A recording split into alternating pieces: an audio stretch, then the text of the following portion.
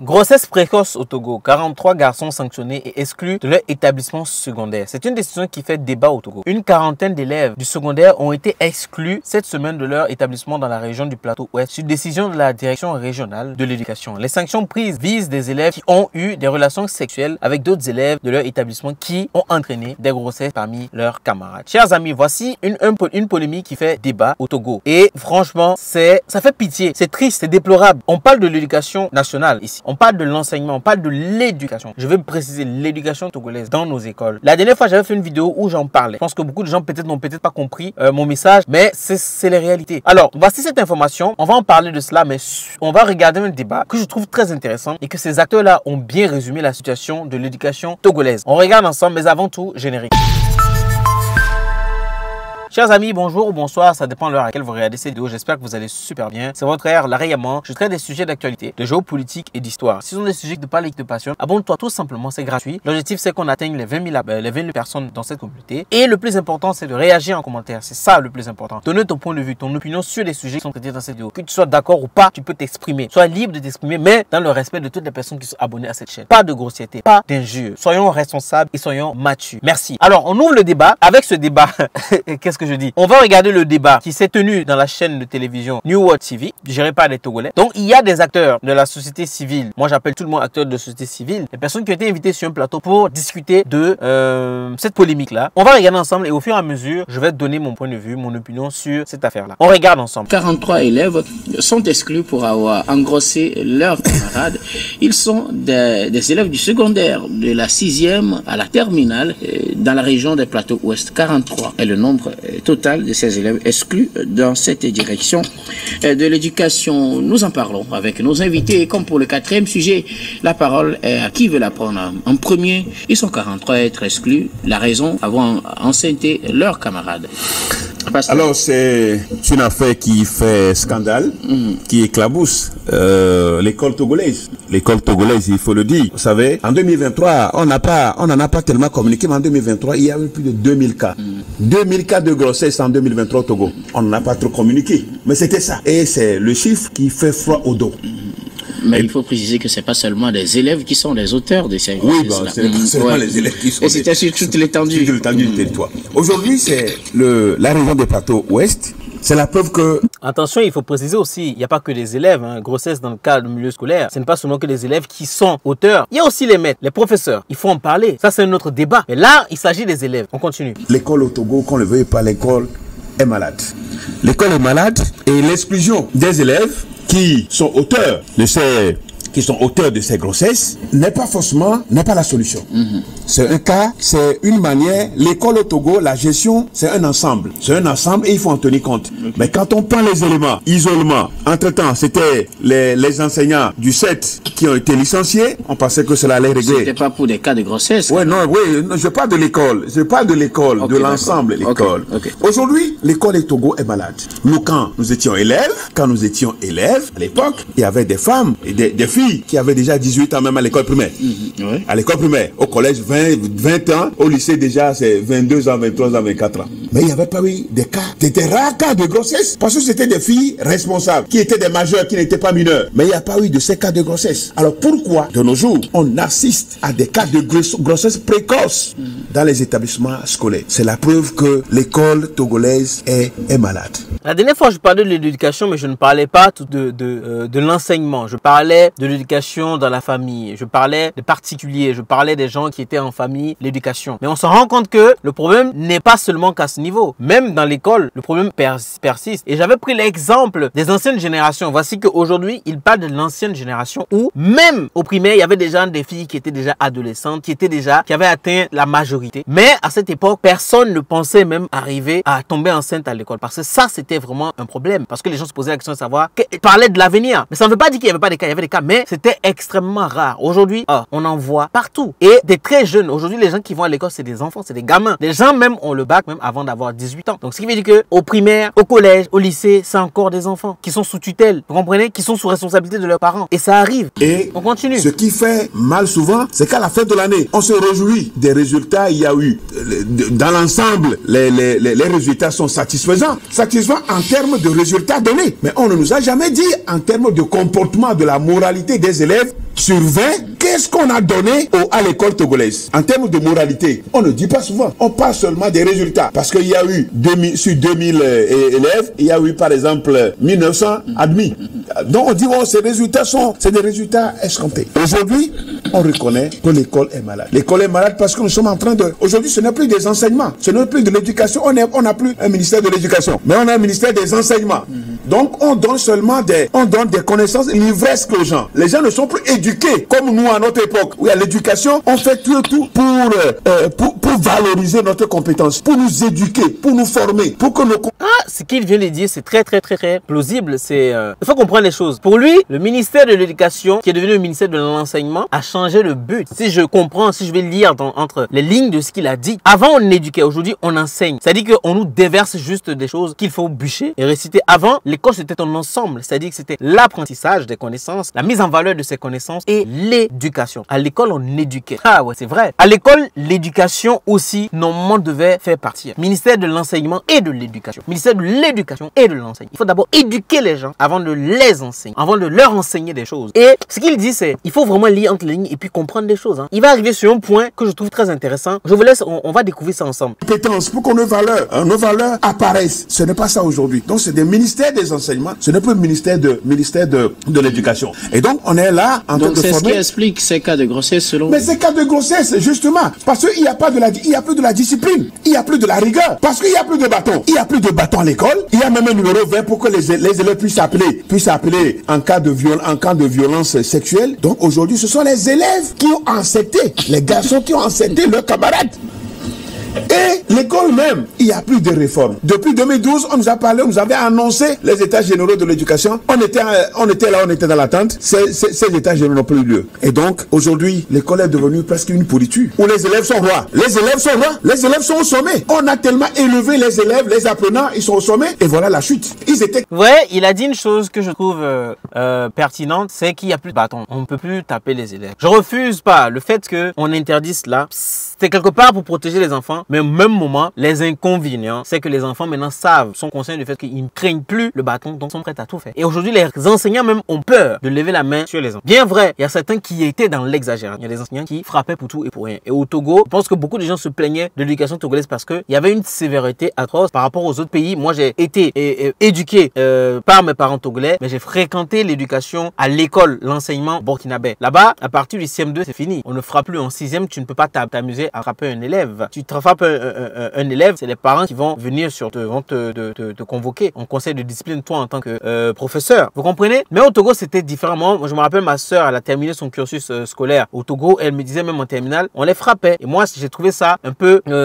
pas correct. Vous comprenez? C'est vrai, il ne faut pas éliminer le bâton. Mais je pense que le bâton aussi, l'État a fait ça pour protéger les enfants. Maintenant, le fait d'avoir éliminé le bâton fait que les enfants n'ont plus de crainte. Ils n'ont plus de crainte ou ils n'ont plus peur de quoi que ce soit. Parce que le bâton était là pour réguler, pour remettre les idées en place de ces enfants-là. Maintenant, aujourd'hui, les maîtres, les maîtresses, les profs ont peur d'utiliser le bâton parce que derrière, ils seront convoqués et ça peut atteindre à leur métier. Les gens vont se voir être revoqués, les gens vont se voir être sanctionnés ou même être renvoyés de l'école parce qu'ils ont porté main à un enfant ou ils ont corrigé un enfant avec la chicotte. Et ce point est soulevé parce que on a l'impression que les pays africains veulent commencer à ressembler aux pays occidentaux. Et ça, c'est un problème. Je pense que c'est ce qui fait que on perd notre identité à nous. On perd notre identité. Cela fait partie de l'identité africaine. Vous comprenez? Il y a des avantages et des inconvénients. Et les avantages, c'est que ça permet d'éduquer les enfants. À un niveau, il faudrait utiliser des fois le bâton pour chicoter un peu, pour remettre les idées en place. Mais derrière, certains en abusent. Des gens qui battent les enfants pour tout et pour rien. Ça aussi, il faut revoir, il faut reformer ce type d'éducation-là. Il faut revoir ce problème parce que on voit comment ça se passe en Europe. Le fait d'avoir supprimé la chicotte, on voit comment il y a la dépravation des mœurs. En Afrique, on le voit venir parce qu'on n'a pas cette habitude-là. Ça fait partie de notre culture. Mais en Occident, vous savez combien il y a de ces genres de choses. Laissez tomber. En Occident, il y a des parents qui accompagnent leurs enfants à aller faire l'interruption volontaire de grossesse parce que c'est autorisé. Arrivé à un moment donné, je pense que nos États là aussi vont aller valider cela. Et c'est dommage. Là, comme ça, les enfants déjà très jeunes, elles sont très petites et commencent à prendre des pilules du lendemain. Pourquoi toi tu prends les pilules du lendemain? Pourquoi? Tu as peur de quoi? Tu as des activités sexuelles déjà très intenses à ce niveau, à ton âge, dès 13 ans. Et c'est ce que les enfants sont en train de reproduire dans nos pays. Si on n'arrive pas à bien reformer cela, on va se retrouver avec une population grandissante, avec des enfants en point fini. Des enfants qui seront parents dès leur jeune âge. Et c'est à nous de gérer. Et c'est c'est les parents de ces enfants-là qui vont prendre cette responsabilité encore de gérer leurs petits-enfants pendant que leurs enfants ne sont même pas encore à l'âge de travailler. Tellement sommets qui sont en train de tomber aujourd'hui. Et ça doit nous interpeller. Ça doit interpeller le gouvernement, ça doit interpeller les parents, ça doit interpeller les enseignants. Puisque aujourd'hui, les enseignants sont très méfiants à l'école. Hein? Aucun enseignant ne veut prendre de risque. On se soumet aux désiderata des élèves, ce que les élèves veulent. On leur donne pour éviter que le bâton, pour éviter que la sanction ne tombe, l'exclusion ne tombe sur l'enseignant. Donc, l'enseignant dit quand l'enseignant l'enseignant ne donne plus le meilleur, il dit bon, ok, moi je vais donner parce que il faut que je sauve mon métier. Au lieu de sauver les élèves, on sauve les métiers. De la classe de 6e en terminale, voilà ce qui s'est passé dans le plateau ouest. Et aujourd'hui, on nous annonce déjà que au niveau de lycée de Sioux, c'est les dernières informations, au niveau de lycée de Sioux, mais le scandale est grand. Moi je viens de recevoir, au lycée de Sioux, je dis au lycée de Sioux, le scandale est encore grand. Les chiffres font déjà foi au dos. Ce qui veut dire que quand on va même dans les établissements, le nombre de grossesses dans un établissement, dans une école publique aujourd'hui, ben ça va défier tous les pronostics. Donc l'école togolaise est malade. Il ne faut pas aller prendre les choses de manière isolée pour dire bon, si on sanctionne, la sanction ne va pas régler le problème. La sanction même est injuste. Mais parce que c'est des relations consentantes. C'est des relations consentantes, même si c'est des mineurs, on n'a pas violé. On ne nous a pas dit qu'on a violé. Dans la décision, on n'a pas fait mention de viol. On n'a pas fait de viol. Donc c'est des consentants. Donc aujourd'hui, les filles vont-elles continuer l'école? Les garçons sont à la maison, les filles vont continuer l'école? Ben c'est des parents, hein. Ils sont déjà des parents parce que les enfants vont naître, ils sont des parents. Comment ça va se passer? C'est vrai. Ils sont des parents, ils sont à la maison, ils ne font rien. Qu'est-ce qu'ils vont devenir? Je crois que c'est un travail qu'il faut faire à tous les niveaux pour donner à notre école. Cette école-là même, c'est une école coloniale. Parce que quand vous allez apprendre Yougoslavie, la Yougoslavie, on a fait quoi avec la Yougoslavie? Benelux. On dit Belgique, Néerlande, Luxembourg. Donc on a quoi à faire avec tout ça? Mais c'est ce qu'on nous donne. On nous a tellement bourré la tête qu'on a appris tout. Ben, celui qui a son entreprise, il n'a pas besoin de Yougoslavie pour recruter. Merci beaucoup. Il n'a pas besoin de Yougoslavie pour recruter. Pasteur. Vous voyez, il soulève un autre point intéressant, c'est sur l'enseignement. On nous a tellement bourré, c'est l'enseignement colonial. Et depuis, rien n'a changé. Mais ce qu'il dit, c'est vrai, on nous apprend certaines choses qui ne vont pas nous servir. On nous apprend des histoires d'autres pays, de Benelux, de la Yougoslavie, de la France, des États-Unis. Nous-mêmes, notre propre histoire, on ne se l'approprie pas correctement. Pourtant, dans l'éducation nationale, on doit se pencher sur des choses qui ont un lien avec nous. C'est comme ça qu'on commence à créer le patriotisme. Et quand on aille apprendre, nous, on nous a fait bûcher des choses de Seconde Guerre mondiale, de beaucoup de choses, ce qui fait que parfois, quand tu arrives dans des pays développés comme la France, par exemple, tu poses certaines questions sur l'Afrique à d'autres personnes, ils savent pas parce que on leur apprend pas ça. Ce qu'on leur apprend, c'est l'esclavage. Donc c'est pour ça que le rapport est différent. Ils ont toujours ce rapport là du fait qu'on est toujours ceux qui sont en bas et les autres en haut. Pourtant, quand on arrive ici, on est au même niveau, voire même plus élevé qu'eux, quand on nous donne tous les moyens pour étudier. Donc ça, c'est un autre point qu'il a soulevé, c'est que à part l'éducation, la manière de se comporter, il y a l'enseignement aussi qu'il faut voir. Il faut changer cela. C'est ce qu'il a dit. Il y a une autre personne qui va intervenir. Je trouve aussi intéressant. On va regarder ça ensemble. Compris. Merci beaucoup. Robert, merci beaucoup. Donc on a raté le coach avec cette exclusion-là. Merci beaucoup. Ce n'est pas la solution. Qui veut aller à la suite de... Je pense que le gouvernement a voulu changer les choses, a voulu mettre le droit des enfants en avant et a oublié les devoirs des enfants. De rappeler aux enfants qu'avant le droit à côté, il faut aussi les devoirs et que les devoirs priment même sur le droit. Parce qu'au finish, l'enfant, c'est la somme de l'éducation pour avoir une bonne moralité et la connaissance. S'il y a la connaissance et qu'il n'y a pas l'éducation, la personne n'aura pas une bonne moralité, un bon comportement pour servir dignement la nation.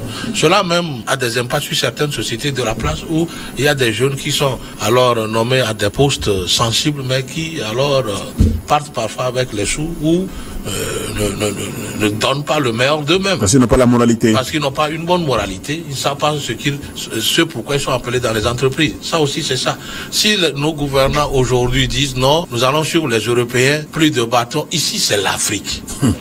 Le Togo, c'est d'abord avec les écoles catholiques où il y avait une éducation rude. Et tout le monde, dans le temps, cherchait que ses enfants alors aillent à l'école catholique pour recevoir une bonne éducation. Et avant, il y a une synergie d'action entre le parent d'élève et les enseignants, le maître d'école ou le professeur. De sorte que si le parent essaie d'extirper de son enfant un mauvais comportement et qu'il n'arrive pas, il fait recours parfois au maître ou au professeur. Et quand c'est le professeur qui écoute ça, l'élève même démissionne en même temps. Il change au toto. Avant, quand Nous, on était élèves. Quand on voyait nos maîtres ou nos professeurs quelque part, on se cachait. Il est craint. Ou vous changez même de direction.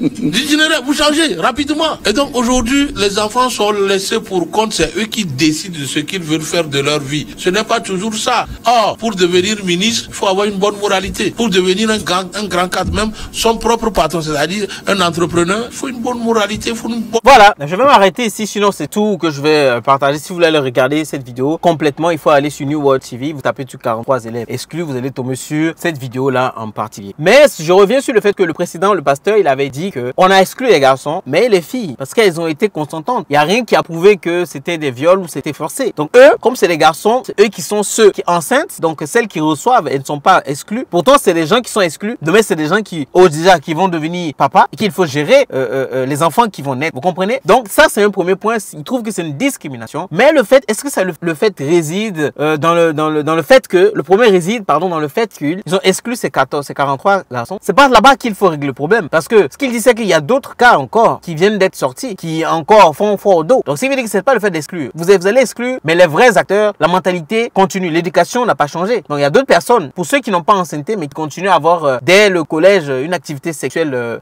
très active. Forcé, ça va arriver à un moment donné. Donc, il faut réformer l'école. Il faut changer les règles de l'école afin que chacun puisse connaître son droit et son devoir. Aujourd'hui, on se penche beaucoup plus sur le droit des enfants, mais en oubliant de leur montrer aussi leurs devoirs. Et c'est très important. Le deuxième qui intervient, moi je suis totalement d'accord avec tout ce qu'il a dit. Avant, il y avait une synergie entre l'éducation de l'enfant, entre le parent et le maître ou le professeur qui trouve à l'école. Vous comprenez? Aujourd'hui, ça n'existe plus. Aujourd'hui, l'enfant est un roi maintenant. On peut plus rien dire à l'enfant. Quand on le dit, ça devient des fois compliqué. On peut plus dire. Les parents même ont peur de lever la main sur les enfants parce que les enfants ont un numéro, ils peuvent appeler, ils peuvent se plaindre. On est en train de copier un modèle qui ne nous ressemble pas. C'est comme il a dit, on est en Afrique, on est en train de copier par moment des modèles qui ne ressemblent pas. Ce qui fait qu'on ne peut pas avancer. Il faudrait que nous aussi, on ait notre manière de fonctionner, notre éducation, nos systèmes d'éducation, nos systèmes d'enseignement. Et comme ça, on peut maîtriser ce qui nous sied le plus, ce qui nous correspond au mieux. Je ne dis pas qu'il y a des inconvénients dans l'éducation partout ailleurs. On peut même s'inspirer d'autres éducations. Vous comprenez? Mais le plus important, c'est de savoir, d'être conscient de cela et de régler le tir. Aujourd'hui, on a entendu cela. Demain, qu'est-ce qu'on va entendre? Et on ne faut pas qu'on ne parle seulement que des élèves. Et ces élèves-là, comment ils s'amusent avec la sexualité comme si c'était du n'importe quoi. C'est parce qu'ils ont accès à ça. Ils ont accès à ça. Ça commence où? Ça commence aussi par l'éducation à la maison. Et après l'école. Il faut interdire. Les enfants ont accès à tout. N'importe où. Sur les réseaux sociaux. Donc, ils veulent faire comme ça. Quand on entend les sextapes, c'est pas seulement au Togo. Il y a ça au Burkina, il y a ça au Mali, il y a ça au Sénégal, un peu partout. Partout. C'est ça le problème. Il faut trouver le problème, régler le problème à la source, à la base. Suspendre, sanctionner, ça va rien changer. Tant que l'éducation n'a pas changé, la mentalité, le comportement n'a pas changé, vous pouvez sanctionner le nombre de personnes que vous voulez, mais ça va perdurer. Dites-moi ce que vous pensez en commentaire par rapport à la réaction de ces personnes-là, par rapport à ce que je pense. Est-ce que vous pensez de l'éducation togolaise et l'éducation africaine? Parce que aujourd'hui c'est le Togo, demain ça peut être un autre pays. Je vous lis en commentaire, on se dit à la prochaine.